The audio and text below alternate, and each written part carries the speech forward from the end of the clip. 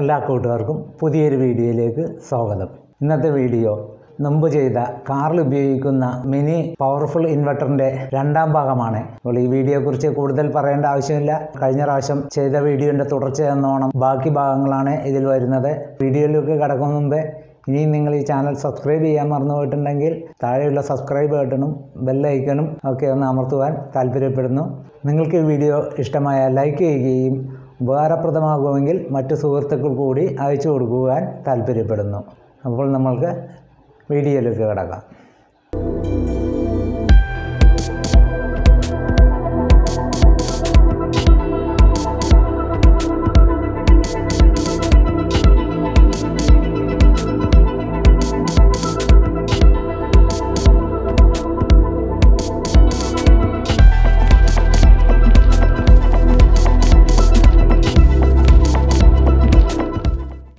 ഇനി നമുക്ക് ഈ 7Ah ബാറ്ററിയിൽ ഇതൊന്ന് കണക്ട് ചെയ്തിട്ട് ഓൺ ചെയ്ത് നോക്കാം.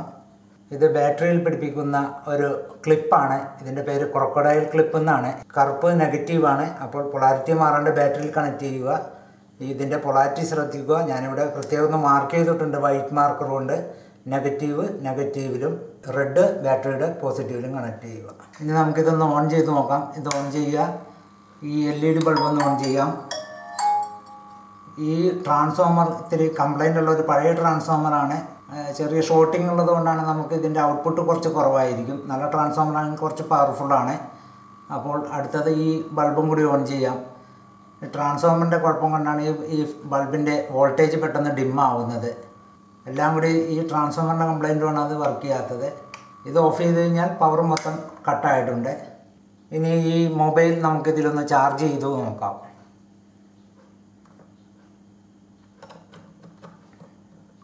ചാർജർ ഓൺ ചെയ്യുക. ഇവിടെ ഡിറ്റക്റ്റ് ചെയ്തിട്ടുണ്ട്. ലൈറ്റ് ഓഫ് ചെയ്യുകയാണ് ഇത് കാണുന്നതിന് വേണ്ടി. ഇപ്പോൾ ബാറ്ററി ചാർജിങ് നിങ്ങൾക്ക് കാണാവുന്നതാണ്. ഈ മൊബൈലിൻ്റെ യഥാർത്ഥ ചാർജർ കൊണ്ടാണ് ഇത് ചാർജ് ചെയ്യുന്നത്. കമ്പനിയിൽ നിന്ന് ചാർജർ ആകുമ്പോൾ മൊബൈൽ ഫോണിന് യാതൊരു കുഴപ്പവും പറ്റില്ല. ഇതിൻ്റെ കൃത്യമായിട്ടുള്ള കറണ്ട് വെച്ചിട്ട് തന്നെ ഇത് ചാർജ് ആകുന്നുണ്ട്. ഇത്രയും ലോഡ് കൊടുത്തിട്ടും ഇത് യാതൊരുവിധ ചൂടൊന്നും ആവുന്നില്ല. ഇത് ഇത്രയും വലിയൊരു ഹീറ്റ് സിങ്ക് ആയതുകൊണ്ട് യാതൊരുവിധ ചൂടാവില്ല. പെട്ടെന്ന് എമിറ്റ് ചെയ്ത് പോവും ചെറിയ ചൂടുണ്ടെങ്കിൽ തന്നെ. ട്രാൻസ്ഫോമർ ചെറുതായിട്ടൊന്ന് കോറ് വൈബ്രേറ്റ് ചെയ്യുന്ന ചെറിയൊരു ശബ്ദം ഉണ്ടാവും. അത് വലിയ ഇൻവെർട്ടറിലും ഉണ്ടാവും. ഈ മെയിൻ സപ്ലൈ നിങ്ങളൊരു ഇൻസുലേഷൻ ടൈപ്പ് ചുറ്റി വേണം ഇത് ഓൺ ചെയ്യാൻ. കൈ തട്ടിയാൽ ഷോക്ക് കേൾക്കും. 220 വോൾട്ടാണ്. ഇനി നമുക്ക് ഈ സെയിം യൂണിറ്റിൽ തന്നെ ഈ ട്രാൻസ്ഫോമർ ഒന്ന് മാറ്റി നോക്കാം.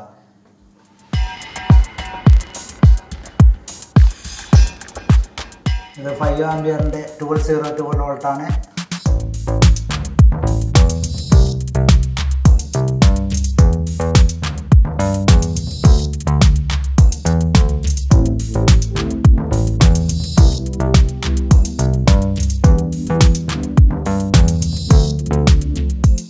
സ്വിച്ച് ഓൺ ചെയ്യുകയാണ്. ആദ്യത്തെ ലൈറ്റ് ഇട്ടു. ഇപ്പോൾ ഈ വലിയ ട്രാൻസ്ഫോമർ ആയതുകൊണ്ട് ഇത് ലോഡ് നമ്മൾക്കിത് എത്ര കൊടുത്താലും പവർ ഡിമ്മാവില്ല. ഇതിൽ ഇനിയിപ്പോൾ ഒന്ന് ചാർജറും കൂടി കണക്ട് ചെയ്യാം.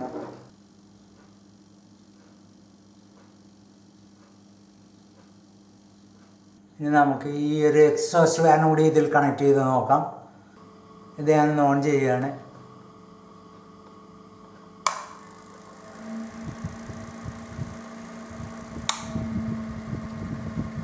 ലൈറ്റ് ഇട്ടു. ഫുൾ ലോഡ് കൊടുത്തിട്ടുണ്ട്. ഇത്രയും ലോഡ് കൊടുത്തേക്കണത് ഈ ചെറിയ ബാറ്ററിയിലായതുകൊണ്ട് ഫാനിൻ്റെ സ്പീഡിൽ ചെറിയൊരു വ്യത്യാസമുണ്ട്. അപ്പോൾ പവർഫുൾ ഈ 7Ah ആണ്. നമുക്കൊരു 40Ah ഒക്കെ ആണെങ്കിൽ നല്ല സെയിം വോൾട്ടേജ് തന്നെ വേണം. നമുക്കിതിൻ്റെ വോൾട്ടൊന്ന് നോക്കാം. ഇത് DC വോൾട്ടാണ്. അപ്പോൾ ഇത്രയും നേരം വർക്ക് ചെയ്തുകൊണ്ട് ലോഡിൽ ചെറിയൊരു കുറവുണ്ടാവും. നമുക്ക് ലോഡൊന്ന് ഓൺ ചെയ്യാം. ഇത് 230 ആ 250 ലെവലിലാണ്. ലോഡ് കൊടുക്കുമ്പോൾ കുറച്ച് കുറയുന്നതാണ്. പവർഫുൾ ബാറ്ററി ആണെങ്കിൽ 220 വോൾട്ടൊക്കെ ഏകദേശം കിട്ടുന്നതാണ്. നിങ്ങൾക്കിത് കാണാമെന്ന് വിചാരിക്കുന്നു. ഇനി നമുക്ക് ഇത് ആ പവറുള്ള ബാറ്ററിയിലൊന്ന് കണക്ട് ചെയ്യാം. ഇപ്പോൾ ഞാൻ നേരത്തെ കാണിച്ച എൻ്റെ കയ്യിലുള്ള 100Ah വലിയ ഇൻവെർട്ടറിന് വെക്കുന്ന ബാറ്ററിയാണ്. അപ്പോൾ അതിലോട്ടൊന്ന് നമുക്ക് കണക്ട് ചെയ്യാം.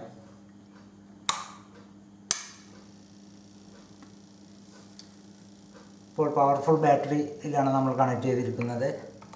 ഇപ്പോൾ എത്ര ലോഡ് കൊടുത്താലും നമുക്കിത് വോൾട്ടേജ് കുറയുന്നതല്ല. ഇതിൽ ചൂടൊന്നുമില്ല, ഇപ്പോഴും ചൂടൊന്നുമില്ല. വലിയ ഹീറ്റ് സിങ്ക് ആയതുകൊണ്ട് നോർമലായിട്ടുകൊണ്ടിരിക്കുന്നുണ്ട്. 100 AH ബാറ്ററിയാണ് ഇപ്പോൾ കണക്ട് ചെയ്തിരിക്കുന്നത്. ട്രാൻസ്ഫോമറും സൈലൻ്റ് ആണ്. നമുക്ക് ഈ ഫാനും കൂടി ഇതിലൊന്ന് ലോഡ് ചെയ്ത് നോക്കാം.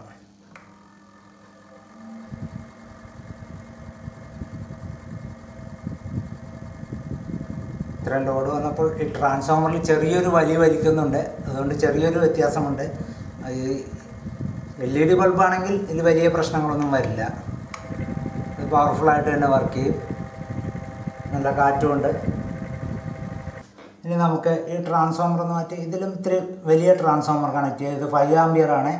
ഇതൊരു 10 ആംപിയറിൻ്റെ ട്രാൻസ്ഫോമറുണ്ട്. നമ്മൾ പൊതുവെ ഇൻവെർട്ടറിൽ ഉപയോഗിക്കുന്ന ഹൈ പവർ ട്രാൻസ്ഫോമറാണ്. അപ്പോൾ അത് നമുക്ക് 1000 VA വരെ വർക്ക് ചെയ്യുന്നതാണ്. 800 വാട്ട്സ് 850 വാട്ട്സ് അടുത്ത് വരെ കണക്ട് ചെയ്യാം.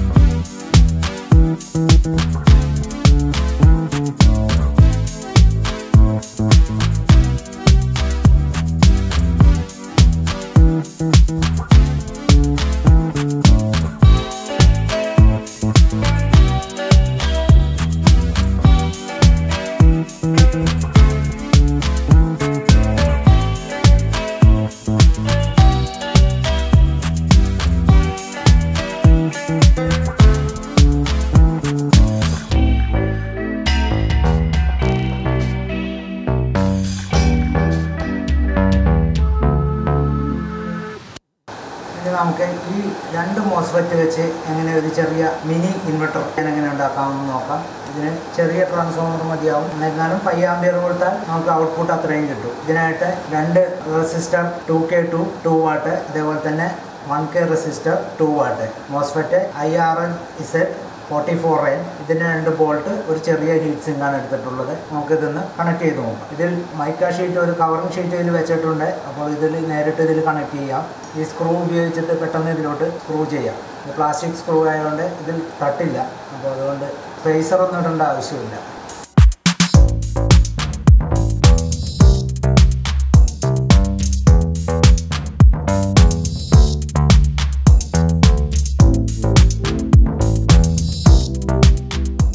ഇതിൻ്റെ മൂന്നാമത്തെ പിന്ന് രണ്ടും നെഗറ്റീവാണ്. ഇത് തമ്മിൽ ഒരു ബ്ലാക്ക് വയർ വെച്ച് ഇത് സോൾഡർ ചെയ്യുകയാണ്.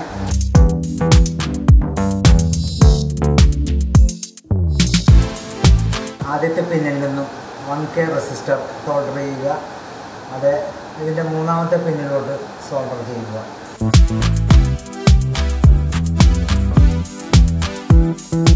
അതുപോലെ തന്നെ രണ്ടാമത്തെ മോസ്ഫെറ്റിൻ്റെ ഒന്നാമത്തെ പിന്നിലും 1K റെസിസ്റ്റർ സോൾഡർ ചെയ്യുക.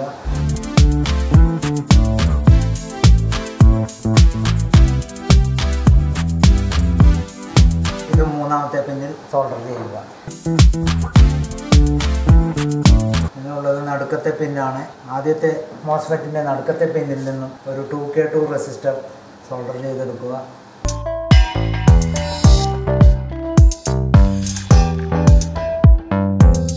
ഇത് രണ്ടാമത്തെ മോസ്ഫെറ്റിൻ്റെ ആദ്യത്തെ പിന്നിൽ കണക്ട് ചെയ്യുക.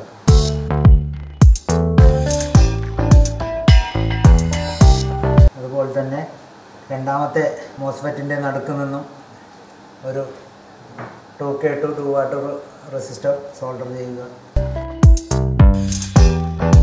അത് ആദ്യത്തെ മോസ്ഫെറ്റിൻ്റെ ഒന്നാമത്തെ പിന്നിൽ സോൾഡർ ചെയ്യുക. കണക്ഷനൊന്നും തമ്മിൽ ഷോർട്ടായിട്ടില്ലെന്ന് ചെക്ക് ചെയ്തേക്കണം. ഇതിങ്ങനെ ചെയ്യുമ്പോൾ കൂട്ടിമുട്ടാനിടയുണ്ട്. നിങ്ങൾ കാണുന്നതിന് എളുപ്പത്തിന് വേണ്ടിയാണ് ഇത് ഇത്രയും ഓപ്പണാക്കി ചെയ്യുന്നത്. ഇനി ഇതിൻ്റെ നടുക്കത്തെ പിന്നിൽ നിന്നും ഓരോ വയർ നമുക്ക് സോൾഡർ ചെയ്തെടുക്കാം. ബ്ലൂ വയർ തന്നെയാണ് ഞാൻ സോൾഡർ ചെയ്യുന്നത്.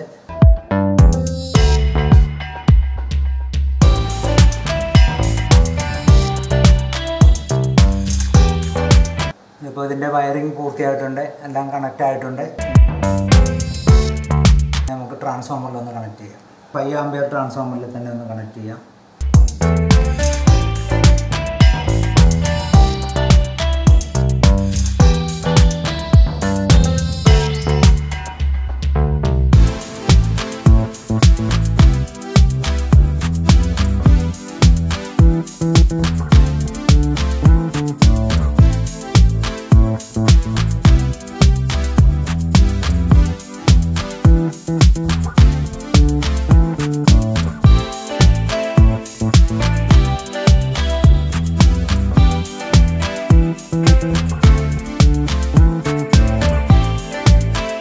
ബൾബുകളൊക്കെ കത്തുന്നുണ്ട്.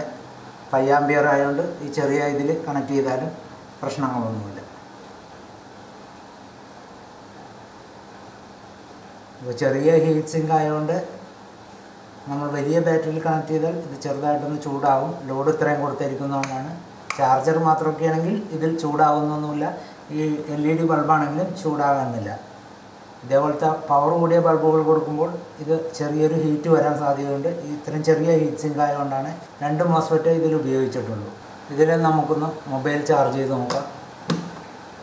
ഫോൺ ചാർജ് കണക്റ്റ് ആയതിൻ്റെ ലൈറ്റ് കത്തി ഇപ്പോൾ ബാറ്ററിയുടെ സ്റ്റാറ്റസ് കാണുന്നതാണ്.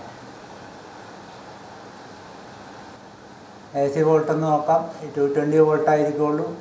ഇത് DC വോൾട്ടാണ്, 12 വോൾട്ടാണ്. അതിൽ ചെറിയ വേരിയേഷൻ ഉണ്ടാവും. ഇത് 2 മോസ്ഫെറ്റ് വെച്ചുണ്ടാക്കിയതാണ്. നിങ്ങൾക്ക് കാണുവാൻ വേണ്ടി ബോർഡിൽ സെറ്റ് ചെയ്തിരിക്കുന്നതാണ്. ഇത് ഇത്തിരി കട്ടിയുള്ള ഹീറ്റ് സിങ്ക് ആണ് ഇതിലിട്ടിരിക്കുന്നത്. ഇത് നമുക്കൊന്ന് കണക്ട് ചെയ്ത് നോക്കാം.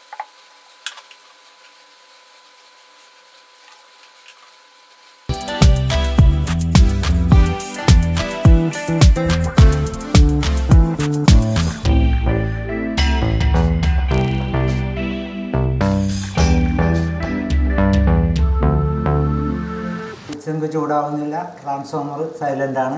ലോഡ് കൂടുമ്പോൾ ട്രാൻസ്ഫോമർ ചെറിയൊരു ഫോർ വൈബ്രേഷൻ ഉണ്ടാവും. ഇങ്ങനത്തെ ബൾബുകളൊന്നും നമ്മൾ എന്തായാലും ഇതിൽ യൂസ് ചെയ്യില്ല. ഇപ്പോൾ ഈ LED ബൾബുള്ളതുകൊണ്ട് നമുക്ക് കൺസംഷനും കുറവാണ്, കറണ്ട് ചാർജും കുറവ്, വെളിച്ചവും കൂടുതൽ കിട്ടുന്നത് അതാണ്. അതുകൊണ്ട് നമ്മൾ അങ്ങനത്തെ ബൾബാണ് ഇപ്പോൾ പ്രിഫർ ചെയ്യുന്നത്. ഞാനെന്നാലും ഇത് പവർ കാണിക്കാൻ വേണ്ടിയാണ് ഇത്രയും ബൾബുകൾ ഉപയോഗിക്കുന്നത്. ഞാൻ എപ്പോഴും പറയുന്നത് പോലെ ഈ സെക്ഷൻ എപ്പോഴും നമ്മൾ ടൈപ്പ് ചെയ്തിടണം. ഇതിൽ കാണിച്ചിരിക്കുന്ന N ചാനൽ മോസ്ഫെറ്റ് IRZ44N 2 മോസ്ഫെറ്റും ഒന്ന് തന്നെയാണ്. ഈ മോസ്ഫെറ്റ് നമുക്കിവിടെ എല്ലായിടത്തും ലഭ്യമാണ്. ഏത് ഇലക്ട്രോണിക്സ് കടയിലും കിട്ടും. അതേപോലെ ഈ റെസിസ്റ്റർ കോമൺ ആയിട്ട് കിട്ടുന്നതാണ്. 2K to 2 watt തന്നെ ഉപയോഗിക്കുക. ഈ സർക്യൂട്ടിൽ കൂടുതൽ ഹീറ്റ് വരാൻ ഇത് വലിയ ബാറ്ററി വെക്കുമ്പോൾ കത്തിപ്പോവാതിരിക്കാനാണ് ഇത്രയും വാട്ട് കൂടിയത് വെക്കുന്നത്.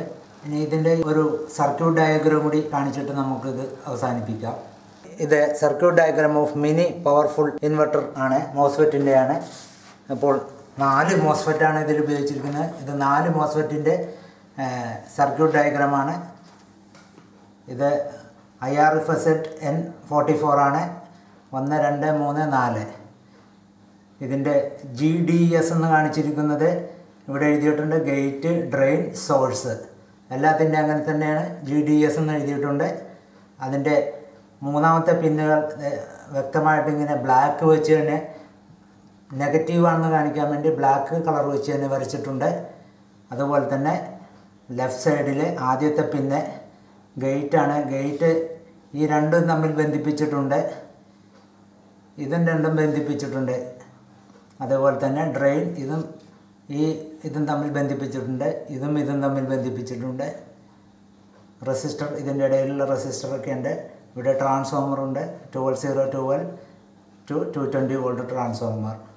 മിനിമം 1 ആമ്പിയർ ഉപയോഗിക്കുക. ചെറിയൊരു ചാർജിങ്ങിനാണെങ്കിൽ 1 ആമ്പിയർ മതി, എന്നാലും 2 ആമ്പിയറാണ് കുറച്ച് ബെറ്റർ. Maximum 40 ampere. R എന്ന് ഉദ്ദേശിച്ചിട്ടുള്ള റെസിസ്റ്ററാണ്, M എന്ന് ഉദ്ദേശിച്ചിട്ടുള്ള മോസ്ഫെറ്റ്, TR എന്ന് ഉദ്ദേശിച്ചിട്ടുള്ള ട്രാൻസ്ഫോമർ വൈൻഡിങ്ങിൻ്റെ ഈ സെക്ഷൻ 220 വോൾട്ട് AC ആണ്. NL ന്യൂട്രൽ ലൈൻ, അതായത് ന്യൂട്രലും ഫേസും. ഈ ട്രാൻസ്ഫോമറിൻ്റെ നടുക്കത്തെ വൈൻഡിങ്ങിൽ നിന്ന് വരുന്നതാണ് B പോസിറ്റീവ്, ബാറ്ററിയിൽ നിന്ന് വരുന്ന പോസിറ്റീവ്. ഈ മോസ്ഫെറ്റിൻ്റെ മൂന്നാമത്തെ ലെഗ് എല്ലാം കൂടി കണക്ട് ചെയ്തിട്ടുള്ളതാണ് ബാറ്ററിയുടെ നെഗറ്റീവ്. മോസ്ഫെറ്റിൻ്റെ ഇത് എഴുതിയിട്ടുണ്ട് IRFZ 44N. Resistor 2K2 ohm 2 watt, 1K ohm 2 watt. ഇതാണ് 4 മോസ്ഫെറ്റ് വെച്ചിട്ടുള്ളതിൻ്റെ സർക്യൂട്ട് ഡയഗ്രാം.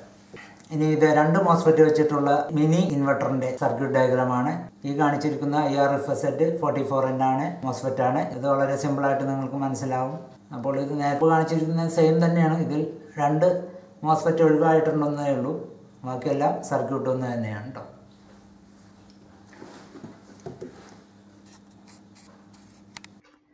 ഇത്രയും നേരം ഈ വീഡിയോ കണ്ടിരുന്ന നിങ്ങൾക്ക് എല്ലാവർക്കും എൻ്റെ നന്ദി. വീണ്ടും ഇതുപോലത്തെ നല്ലൊരു ടിപ്സുമായി വരുന്നതുവരെ എല്ലാവർക്കും നന്ദി, നമസ്കാരം.